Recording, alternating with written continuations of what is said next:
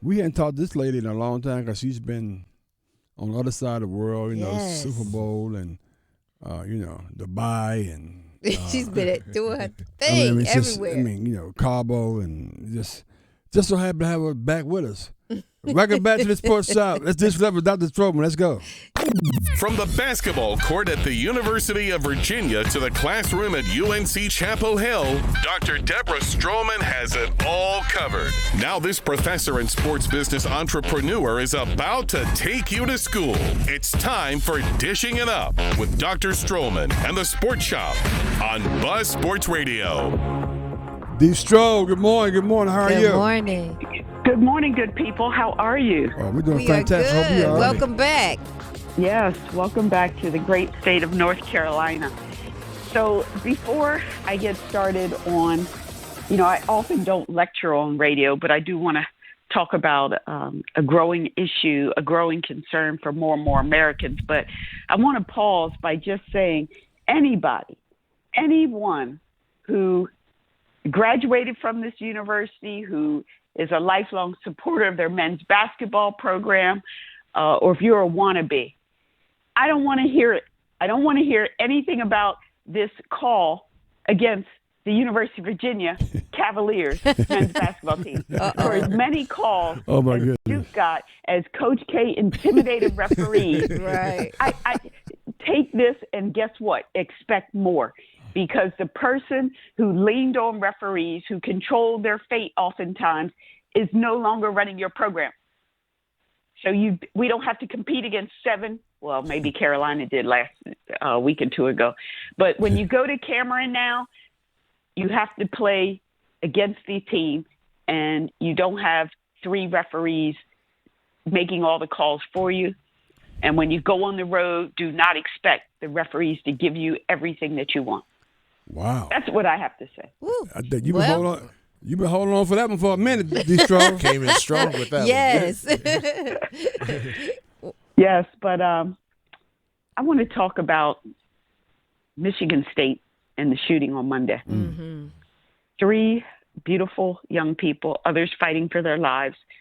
And let me say their names: Ariel Anderson, Brian Frazier, and Alexandra Verder are no longer with us. And so I want to speak to the power of sports during this very, very difficult time we have in this country around gun violence. And I was listening to Tom Izzo, Hall of Fame coach for Michigan State men's basketball, as he spoke at the vigil. And I have a lot to say, but also I would say this is just a philosophical session this morning. Mm-hmm. That he would say, I'm just a basketball coach. And it's a time for us to see these giants who we follow, who we cheer for, who we cry about, when their teams lose. Right. But just an average man with hurt and pain. And we need, and maybe this is a question, during times like this, asking our prominent athletes and coaches to take the mic. Are we asking too much? And of course, my heart is still heavy from the tragic events at Virginia. Yes, Absolutely. The Yes. 3 football players were shot. But, hearing Coach Izzo talk about he lives this place, as in Michigan State is everything to him. His children going to school there. He talked about being Spartan strong and staying close to one another. And using this time, he spoke of the many different ways that we stand together, whether it's for healing, whether it's for grieving, whether it's to honor the victims. It's another way to stand up to fear. Right. But he was pleading, asking everyone. The other thing that was really moving is that he was very transparent. He showed his vulnerability. He told people that we shouldn't hide our emotions. He talked about how he cries. And so I'll pause right there, but there's just so much more to say about gun violence in America, and I've got some stats for us in terms of what's going on here in our state. Yeah. We talked about Deborah Stroh. We walk with D. Stroh each and every Thursday, same place, same time. And, to be totally honest and transparent, when I heard this the first time, I'm like, oh, here we go again. Mm-hmm. Yes. I mean, to the point where it's becoming commonplace. I mean, 10, 20 years ago, we're like, oh my God, the 3 students got. Now it's like, oh, okay. And that's a society thing. I think that's a gun violence thing. Mm-hmm. I think whether it's on Michigan State's campus, whether it's on UVA's campus, whether it's in Colorado, whatever. That's a problem. Now, to address your question, I mean, I think when you see people that you know talking about it, and they have quote unquote their name recognition, it makes you feel better, but it makes you feel that they care too, and somehow it eases the pain just a little bit. I'm just saying, exactly. This is my opinion. So I just responded to what you said, D. I think, we've got to do something. Can't allow this to continue. I was just looking up some numbers. I know Dr. Stroman has some, but it just says that there's been 12 shootings so far this year. Well, it's just February the 16th. Damn. Right. Well, we had one in Omaha Oh, yeah? at Target a couple weeks ago, Mm-hmm. but they're saying they came in shooting at people, didn't shoot anyone, but the police were able to shoot him and kill him. But he Right. came in just going to do this, to raise havoc against people. It's crazy. 'Cause I know that area. I grew up there. Okay. The Okay. access to guns. Yeah. Yeah. Well, there's no doubt that, sport, again, it gives us the platform, as Coach Izzo said. Mm-hmm. Everybody has a platform to a certain degree. Some, or when they speak, it goes all across the world, and others, your platform might be just within your immediate family. Right. But how will we use our platform to influence? And, they say we're not supposed to talk politics and religion amongst, favored company. But I think this is a time where I want to use this platform to call things out in terms of what they are. This is definitely a United States problem, although different countries rank things different ways. But when you consider a study that was published last year, the International Journal of Comparative and Applied Criminal Justice, they looked at mass shootings, which is basically defined as 4 or more killed, not including the shooter. Comparing the United States to 35 other high-income countries, only 5 countries had more than 2 mass shootings from 98 to 2019. Wow. The United States had 101. Wow. So this is the United States. So what is going on? Yeah. In our country, in terms of mass shootings, we've had 67 as of February 15th. In North Carolina, we've had 7 mass shootings as of today. We've got the 16th highest rate of mass shootings in the country. We saw a 35% increase in gun deaths and an 88% increase in gun homicides over the past 10 years. 45% of any type of incidents of violent crime in our state were related to firearms and handguns. And in an average year, 1,470 people died from guns in North Carolina. So the surge is up.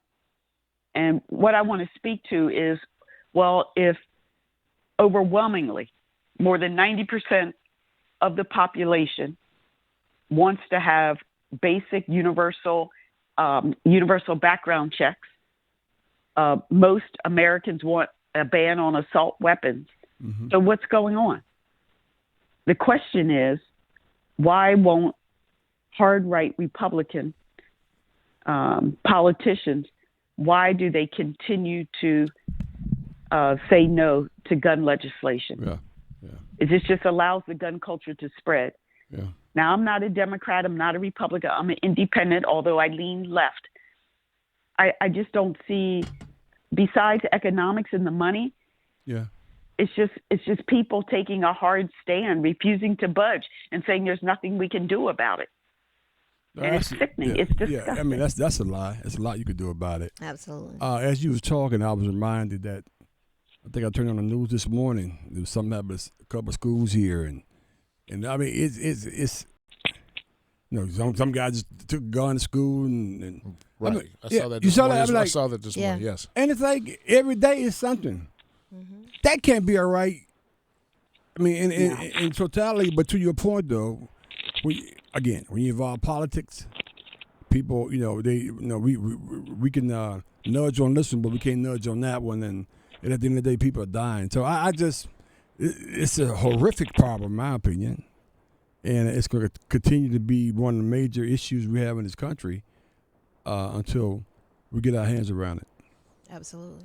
I mean, the hands, again, what is our own personal responsibility? And we have friends who are Republicans, and oftentimes, just like in the Democratic Party, you kind of turn your back or you turn your nose away from the stench that's coming from your party. Sure. You don't necessarily like all of the, the entire platform, but you still stay committed to the party. That's true. And so I'm asking people, especially people who are Republicans, that if you believe that gun violence is out of control, now we've got the storytelling and the narratives, and now we have the data that says it as well. Will you use your voice to challenge these hard right Republicans who just keep saying no? I mean, people are dying. Yeah. And something's got to give. Yeah. That's true. Yeah, a lot of people just go in and hold their nose and say, I know it's there, but Kind of look away till it hits home. Yeah. Correct. Exactly. So there is an organization called North Carolinians Against Gun Violence. I'm encouraging people to check out their website, Okay. North Carolinians Against Gun Violence. What I read about them, I support everything that they support. They want to ban assault weapons and high capacity magazines. They want to regulate guns as consumer products, strengthen the current safe storage law. How many young people die by suicide because they find their parents' guns? Yep. They want to require reporting of lost and stolen guns, which makes all the sense in the world. They want to close the gun show loophole on long guns, require background checks on all purchases, fund community violence intervention programs, and then require background checks and training to carry a concealed weapon, which is in place. I have a concealed carry, and I had to go to extensive training. The organization also opposes laws that give immunity from lawsuits to the gun industry. They oppose laws that allow guns on school grounds, right? We used to think that churches and schools were safe. Yeah. Not Not but anymore. That's no longer the case, right? Right. Exactly. They oppose laws that allow guns in restaurants and bars. And playgrounds. What's more scary than to drink some Jack Daniels and know that, and have your gun in your, anything could just tip you off or take you over the edge. Yes, that's a dangerous scenario right there. Yeah. Opposing repealing our pistol purchase permitting system. And, I'm just hopeful.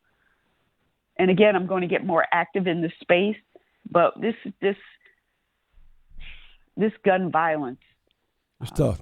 I'm just hoping saner minds will prevail and that athletes and coaches, if they are asked to step up, that they'll do their best and let everyone know that they're not supermen and superwomen and that this is real and it hurts.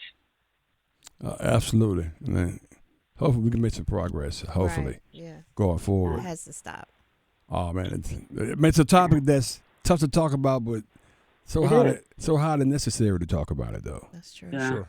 Well, just to think about, we haven't seen it yet, I don't think, in recent years, where if someone brings a gun into a stadium or to an arena and what could happen, everything from the people being the stampede, Oh, my goodness. all of that. I think about that a lot. Concerts. Because Go ahead. we go to a lot of these events. I be thinking about stuff like that sometimes. Yeah, Yeah. we have to. Yeah, it's incredible. Wow. Okay. And then if the people, again, for whatever reason, wanting to cause harm to others and thinking about, the gambling industry, the billions upon billions of dollars. Sure. And thinking about this disgruntled person who lost X amount of dollars and whether or not they want to take it out on an athlete. We are really this close to all of this. So Yeah.